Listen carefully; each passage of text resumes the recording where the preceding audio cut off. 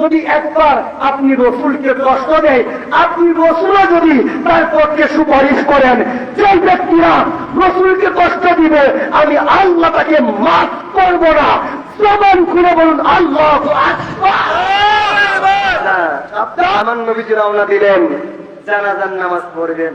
পিছন দিক থেকে হযরত ওমর রাদিয়াল্লাহু তাআলা আনহু দৌড়ছে, নবী গো কদম মুবারকে জড়াইয়া দৌড়ি, আপনি দয়া করে এই মুনাফিকের জানাজার নামাজ পড়াইতে যাবেন না, কারণ সবথেকে বেশি কষ্ট এই লোকটা আপনাকে দিছে।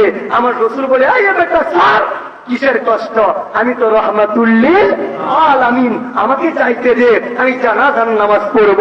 আমার রাসূলুল্লাহ গিয়া জানাজার নামাজ পড়লেন, আমার আল্লাহ আয়াত পাঠাইয়া দিলেন, ও বন্ধু আপনি রহমতের সাগর, আপনি দয়ার সাগর, রহমাতুল্লিল আলামিন নবী গো, আপনি জানাজার নামাজ পড়ছেন, কি মনে করছেন আমি আল্লাহ তারে মাফ করে দিব?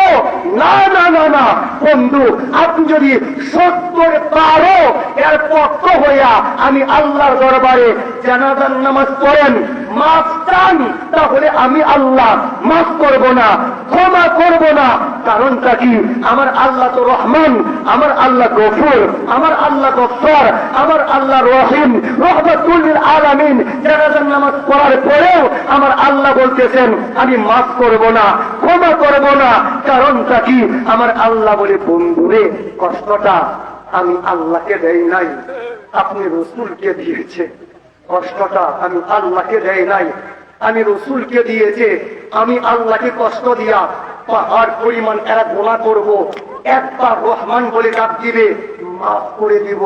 আমি আল্লাহকে কষ্ট দিয়া আকাশ পরিমাণ এরা গোনা করব, একবার গফুর বলে ডাক দিব, আমি আল্লাহ সঙ্গে সঙ্গে মাফ করে দিব।